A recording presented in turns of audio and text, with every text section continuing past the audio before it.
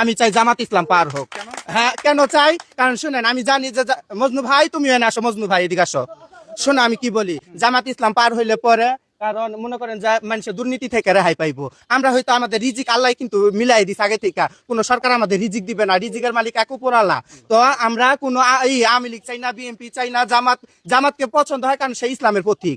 কারণ এই হিসাবে আমি চাই জামাত ইসলাম পার হোক। আর জামাত যদি এবার নির্বাচনে নামে, আমি জানের আশা ছাইরা দেও না, নির্বাচনে আগে দাঁড়াবো। এবারের ভোট হবে চাঁদাবাজ দুর্নীতির বিরুদ্ধে। এবারের ভোট হবে আলেম ওলামাদের ফাঁসির প্রতিবাদে। এবারের ভোট হবে আলেম ওলামাদেরকে হত্যার প্রতিবাদে।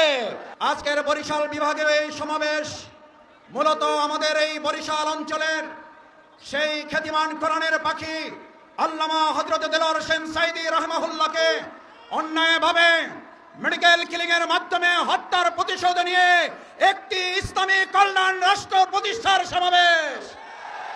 আজকের সমাবেশ সৈয়দ মুফতি ফয়জুল করিমকে রক্তাক্ত করা হয়েছে বরিশালে, তার প্রতিশোধ নেওয়ার সমাবেশ। বরিশালবাসী আবারও প্রমাণ করে দিয়েছে বরিশালের মাটি ইসলামের ঘাঁটি, বরিশালের মাটি ইসলামপন্থীদের ঘাঁটি। বিশ্বাস করেন ভাই, এই সমাবেশ থেকে স্পষ্ট বার্তা পাচ্ছি, আগামীর সংসদে কালেমার পতাকা পতপত করে উঠবে। এই পতাকাকে রুখে দেওয়ার সাধ্য বাংলার বুকের উপরে কারো নাই। ইসলামপন্থীদের উত্থান দেখে এক শ্রেণীর গায়ের মধ্যে কিন্তু জ্বালাপোড়া সৃষ্টি হয়ে গেছে। জ্বালাপোড়া যেন আরো বেড়ে যায় ভাই, এই জন্য ভিডিওটা শেয়ার করে দেবেন।